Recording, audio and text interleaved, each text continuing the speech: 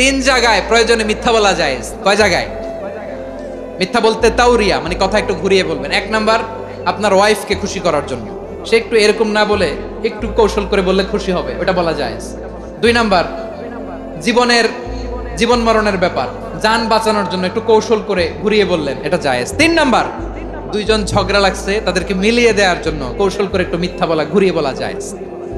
দুইজনের মধ্যে দেখলেন যে সম্পর্ক খারাপ, একজনরে বললেন, ভাই সে তো ওই দিন আপনার ব্যাপারে অনেক প্রশংসা। কি আমার ব্যাপারে প্রশংসা? তার সাথে তো আমার মারাত্মক সম্পর্ক। কি বললো?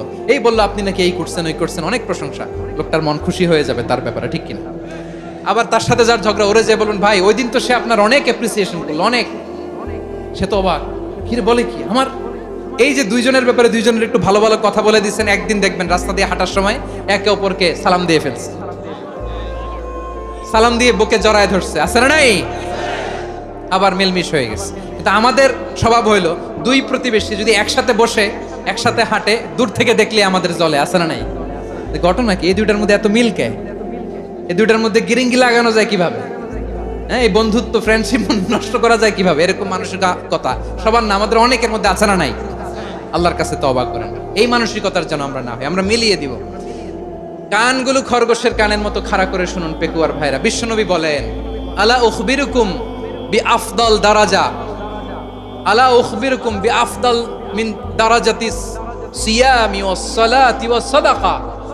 হে আমার উম্মতেরা, নামাজ, রোজা, দান, দেখেন নামাজ, রোজা, দানের চেয়েও বড় কোনো শ্রেষ্ঠ ইবাদতের কথা আমি কি তোমাদের বলবো না?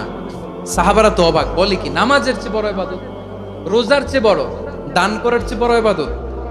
সাহাবীরা বললেন, বালা ইয়া রাসূলুল্লাহ। নবী বলেন, বিশ্বনবী বললেন, নামাজের চেয়েও বড়, রোজার চেয়েও বড়, যাকাতের চেয়েও বড়, সাদাকার চেয়েও বড় একটা ইবাদত আছে, আমি কি তোমাদের বলবো না? সাহাবারা বললেন, ইয়া রাসূলুল্লাহ, বালা, অবশ্যই বলবেন, সেটা কি? বিশ্বনবী বললেন, ইসলাহু যাতিল বাইন।